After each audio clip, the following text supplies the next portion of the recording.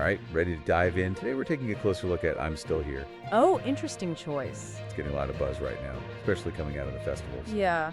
This one takes us back to 1970s Brazil, Okay. under military dictatorship, and it follows Eunice Paiza. Her husband, a congressman, is abducted. Wow. That's It's heavy stuff. It is.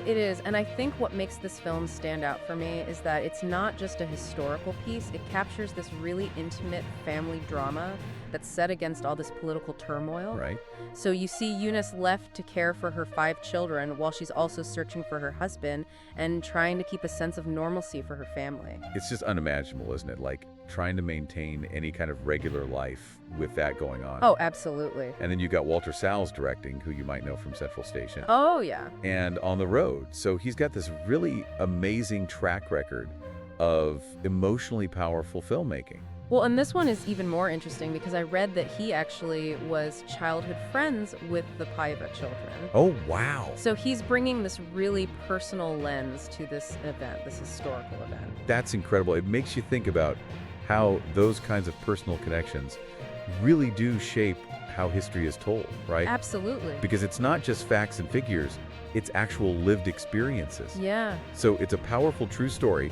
And then you've got Fernanda Torres playing Eunice, and she's getting Oscar buzz for this role. She is, and her own mother, Fernanda Montenegro, plays the older Eunice at the end of the film. I know. That alone makes me want to see it. Oh, it's brilliant casting. It really is. It adds this whole other layer of depth and emotion and resonance to the film. Absolutely. This lineage of strength. Yeah. And, Torres' performance, she's getting that attention for a reason. She's incredible in the film. So we've got an incredible true story, a director who has this personal connection, Oscar-worthy performance. What else makes this film unique?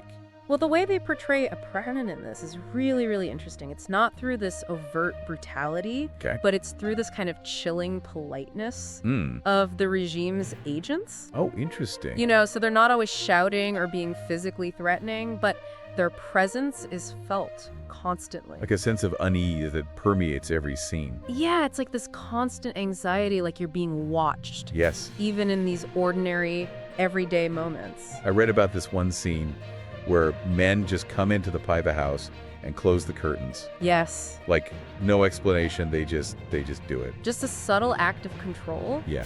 but it speaks volumes, doesn't it? Yeah. And it's just unnerving. It really is, and you're left wondering what they're capable of and, what's going to happen next. It really gets under your skin. It's like almost a specific type of fear, Right. Not just like violence, but it's the fear of the unknown. Absolutely. Fear of what they might do, the fear of losing control. It's like this constant threat hanging over them. Yeah. And what's amazing is that in the middle of all this, you see Eunice trying to keep things normal for her kids. Yes. She doesn't want the dictatorship to take their joy, Right. to steal their childhood. Exactly. And that's where Fernanda Torres' performance is just incredible. Yeah. Like there's this one scene that really stays with you where she's encouraging her kids to smile for a photograph. Oh, wow. Even though their world is falling apart. Yeah. It's such a small gesture, but it says so much about her resilience. It's almost like she's putting on a brave face for them, right? Yeah, it's heartbreaking. Because you know the weight that she's carrying. Yes.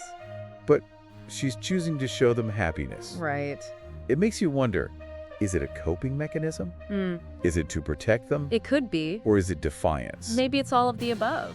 It's just a reminder that even in really dark times, like joy and hope and love, those things can still exist. Yeah. And they can be so powerful against oppression. I think that's so true. And it's not just Eunice's strength that we see, it's the way that her kids are coping too, right? Yes. Especially through this use of Super 8 footage from the daughter's perspective. Oh, that's brilliant. Vera, the oldest daughter. Yeah. I love how they use that grainy home movie style. It Yeah. instantly pulls you into her world. Right. You're seeing things through her eyes. Yeah. You're experiencing her confusion and her fear. Right. But also her resilience. Yeah, it's like her way of communicating with her family. Yes. These little snippets of film, holding on to that connection when they're apart. Right. There's that one scene where she's sending these films back to Brazil. Uh-huh. And even though there's not a lot of dialogue, you can just feel all that unspoken stuff. Yes, it's so powerful because it allows the audience to sort of fill in the gaps Right. and imagine what those moments hold. Yeah. Yeah. It's very subtle, but really effective at engaging the viewer. And it makes you think about how children, process these huge things, Yeah. traumatic events, making sense of a world that's suddenly unsafe, Right. and how they find those full ways to cope, Exactly. to adapt, to hold on to hope. And that's what makes this film so multi-layered. Okay? It's not just a political thriller. Right. It's not just a historical drama. It's so personal. It's about family and loss and the power of the human spirit. It really makes you, rethink how we see resistance, right? Yeah. We tend to think of these grand gestures, protests, fighting back. Right. But Eunice's strength, like this quiet strength, creating this sense of normalcy for her kids, Yeah. that's resistance too. It is. It really highlights that resistance can take so many different forms. Yeah. Sometimes the most revolutionary thing you can do is just choose to live, to love, and to find joy, even when things are really hard. I love that. And it brings us back to that title, I'm Still Here. Yes. It's not just her being physically present. Right. It's about her spirit, her refusal to be broken. Yeah. It's like she's staring down this dictatorship, saying, you may have taken my husband, you may have taken our freedom, but you will not take our hope, our love. It's powerful stuff. It really is. And it's not just about Eunice, is it? Yeah. It's about this lasting effect of oppression, how it lingers. Exactly. Even after the actual events are over. Uh-huh.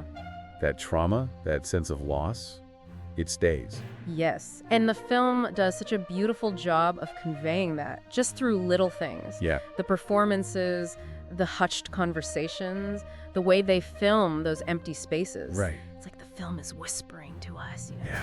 urging us to remember and bear witness and never forget. Yeah. And we so often think of films as an escape, to get away from the hard things. Yeah, But this one does the opposite. it does. It makes you confront a difficult reality. Right. But it also offers hope. It does. It reminds us that even when we're suffering, the human spirit can endure. That's a good point. And that brings us to that ending, which I know you really liked. Yeah. What was it about that final scene with Fernanda Montenegro Right. playing the older Eunice? It's beautiful. It brings everything full circle. We've seen Eunice go through so much, endure all this hardship. Right. And then there she is, years later, still standing, Yeah. still strong.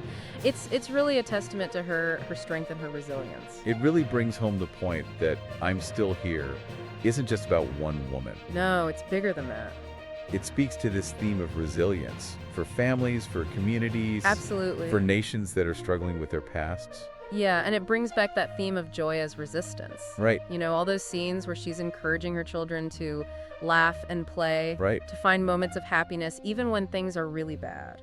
Yeah. That spirit, that refusal to let the darkness win, that's what wins out in the end.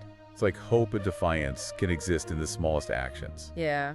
And I think it challenges us to look at these political struggles differently. Mm-hmm. It's not always about huge protests or revolutions. Right. Sometimes it's just about finding the strength to carry on, Mm-hmm. holding on to your humanity, finding beauty and joy, even when everything feels like it's falling apart. It's a powerful message. It is. And so before we wrap up, I have to ask you the question we always ask. Oh, yeah, okay. What's one thing you would want our listeners to think about, to take away from this? Something that the film maybe didn't answer directly. Okay, I guess I would ask them to consider this. If joy can be a form of resistance, what other seemingly small acts or ordinary acts maybe hold a power that we don't even realize? In the face of these larger forces, what little acts of hope, of defiance are we maybe overlooking in our own lives? That's a really great question. And on that note, if you're looking for a film that's going to stay with you, that will make you think, make you feel, and leave you with this feeling of hope, I highly recommend I'm Still Here. It's a testament to the power of the human spirit, a reminder that even in those dark times, we can choose to find the light. Yeah, it will definitely stay with you. Until next time, keep diving deep.